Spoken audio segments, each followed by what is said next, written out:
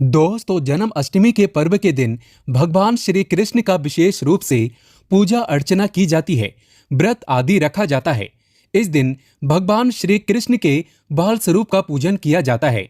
घरों में, मंदिरों में भगवान श्री कृष्ण के लिए झूले लगाए जाते हैं और जन्माष्टमी की रात 12 बजे जन्म उत्सव मनाया जाता है। इस पर्व को भक्तजन बड़े ही श्रद्धा के साथ और जोरों शोरों के साथ मनाते हैं। जन्म अष्टमी का पर्व भारत ही नहीं अपितु विदेशों में भी बड़ी धूमधाम के साथ मनाया जाता है। जन्म अष्टमी का पर्व बहुत ही खूबसूरत त्योहार होता है। दोस्तों, जन्म अष्टमी के पर्व पर व्रत भी रखा जाता है। इस व्रत को व्रतराज कहा जाता है। माना जाता है जन्म अष्टमी के दिन भगवान लड्डू गोपाल का पूजन करने से और सच्चे हृदय से व्रत रखने से भगवान लड्डू गोपाल की कृपा से सभी कष्टों और सभी संकटों से छुटकारा मिल जाता है। एक सुंदर पुत्र की प्राप्ति के लिए भगवान कृष्ण का व्रत अवश्य रखें। दोस्तों, अब जानते हैं जन्म अष्टमी साल 2022 में कब है, 18 अगस्त या फिर 19 अगस्त। आइए जानते हैं पूजा का शुभ मुहूर्त। जन्म अष्टमी इस बार 2022 18 अगस्त दिन गुरुवार को मनाई जाएगी। भाद्रपद कृष्ण अष्टमी तिथि का प्रारंभ होगा 18 अगस्त की रात 9:20 पर और समाप्ति होगी 19 अगस्त की रात 10:59 पर। दोस्तों, निशिता काल पूजा का समय रहेगा 18 अगस्त 2022 दिन गुरुवार को और समय होगा रात के 12:03 से लेकर रात 12:47 तक और पूजा के लिए कुल अवधि रहेगी 44 मिनट की। दोस्तों, वहीं पारण का समय रहेगा 19 अगस्त दिन शुक्रवार सुबह 5:52 के बाद। दोस्तों, आज हम आपको बताएंगे वो ऐसी कौन सी चीज है जिसे जन्म अष्टमी पर घर में लाने से पितृदोष, काल सर्प दोष, ग्रह कलेश, किसी पाप का लगना, कर्ज का दोष होना, दुश्मन का सर पर नाचना सब ठीक हो जाता है।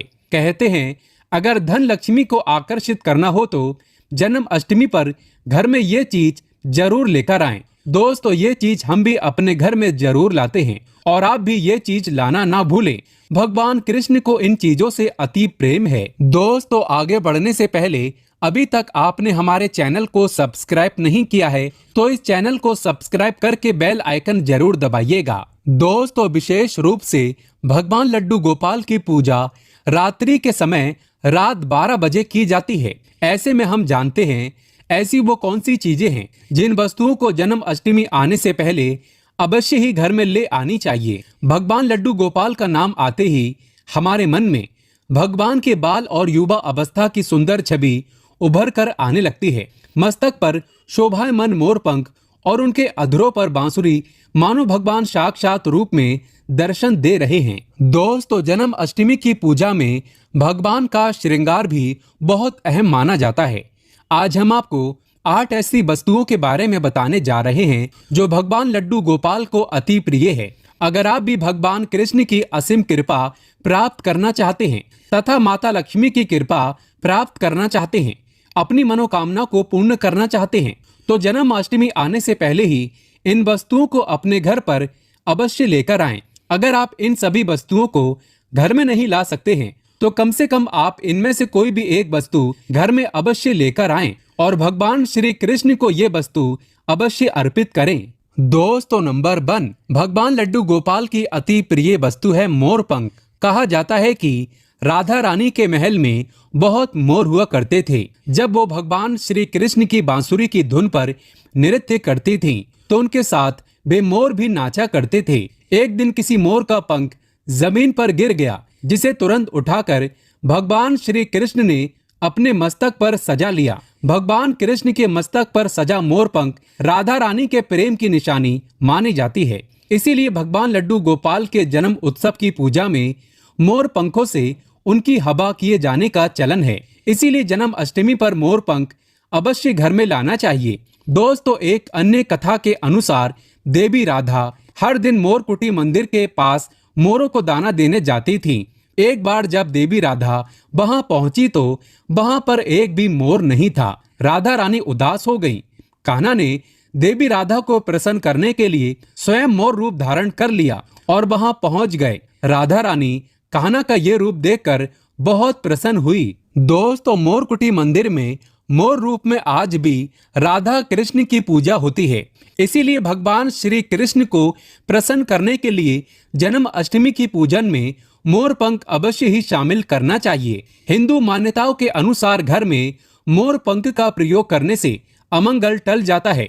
विशेष रूप से कहा जाता है कि मोर पंख से बुरी आत्माएं पास नहीं आती। मोर पंख को भगवान लड्डू गोपाल ने अपने मुकुट पर स्थान दिया तथा सम्मान दिया। वास्तु के अनुसार मोर पंख घर से अनेक प्रकार के वास्तु दोष को दूर करता है और मोर पंख सकारात्मक ऊर्जा को अपनी ओर खींचता है। मोर पंख मोर के बाजू से अलग होने के बाद भी जीवित रहता है, तभी तो इसका सकारात्मक असर अपना काम तेजी से करता है। दोस्तों, दूसरी चीज है बांसुरी। भगवान राम की पहचान धनुष है तो भगवान लड्डू गोपाल की बंसी। भगवान लड्डू गोपाल की मधुर बांसुरी की धुन सुनकर गोपियां उनकी ओर खींची चली आती थीं। भगवान लड्डू गोपाल की बंसी प्रेम और आनंद का प्रतीक है। बाल कृष्ण गोपियों के साथ बंसी बजाकर रास रचते थे और सृष्टि में प्रेम का संचार करते थे।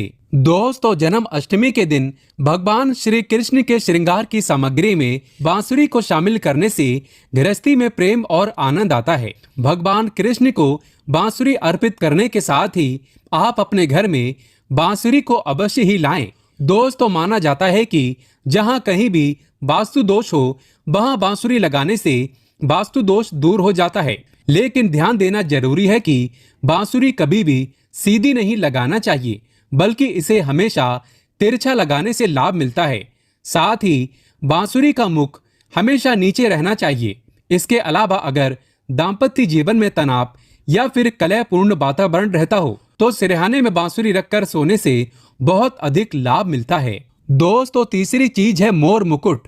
ज्योतिषीय गणना के अनुसार ऐसा माना जाता है कि भगवान कृष्ण की कुंडली में काल सर्प योग था, इसीलिए वे सदैव अपने मुकुट पर मोर का पंख हमेशा धारण करते थे। मोर और सर्प में भीषण शत्रुता होती है, इसीलिए मस्तक पर मोर मुकुट धारण करने से काल सर्प दोष का योग कम होता था। भगवान की पूजा में उन्हें मोर मुकुट पहनाने से काल सर्प दोष का प्रभाव दूर हो जाता है। दोस्तों, चौथी चीज है माखन मिश्री। नंद के लाल गोपाल को माखन अति प्रिय है। कहते हैं जिस रात लड्डू गोपाल का जन्म हुआ उस रात नंदगांव की गोपियों ने सपने में देखा था कि लड्डू गोपाल माखन मांग रहे हैं।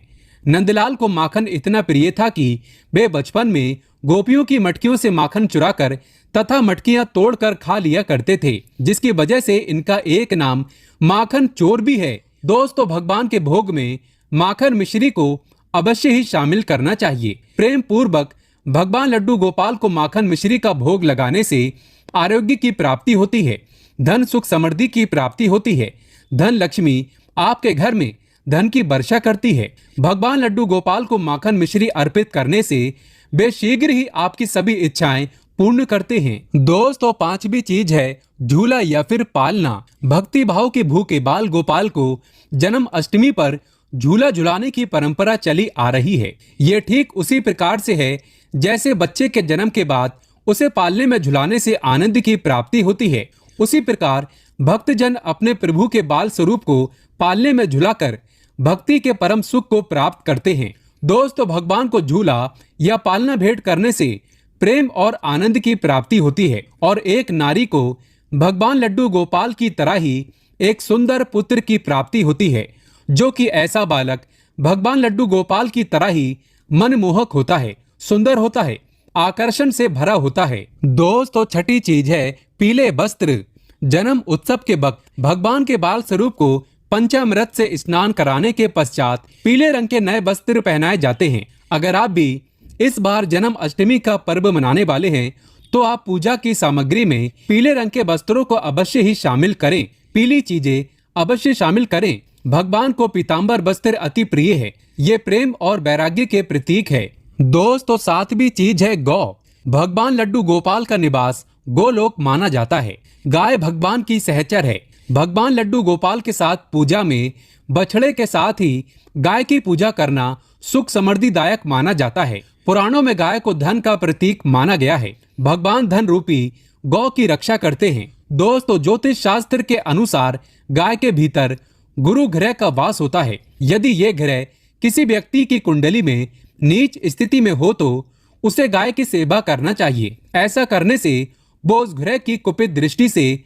बच सकता है। इसके अलावा वास्तु शास्त्र के अनुसार पूजा स्थान अथवा बैठक के कमरे में ईशान कोण में चांदी की गाय और उसका बछड़ा रखने से भाग्य में वृद्धि होती है। इसीलिए आप जन्म अष्टमी से पहले ही चांदी की गाय और उसका बछड़ा अपने घर पर अवश्य ही लाएं। अगर आप चांदी का नहीं ला सकते हैं तो आप मिट्टी का ला सकते हैं, या फिर आप गाय और बछड़े की तस्वीर लाकर भी ईशान कोण में लगा सकते हैं। दोस्तों, 8वीं चीज है गीता की पोथी। भगवान कृष्ण ने महाभारत के युद्ध के दौरान अपने प्रिय सखा और पांडवों में श्रेष्ठ धनुर्धर अर्जुन को गीता का उपदेश दिया था। गीता मोह से निकल के संसार को देखने का मार्ग बताती है। इसे भगवान श्री कृष्ण की वाणी कहते हैं, जो मनुष्य को मुक्ति का मार्ग और कर्म पथ पर चलने का ज्ञान देती है। दोस्तों, इसीलिए भगवान की पूजा में गीता की पोथी जरूर रखनी चाहिए और रात में जागरण करते हुए गीता का पाठ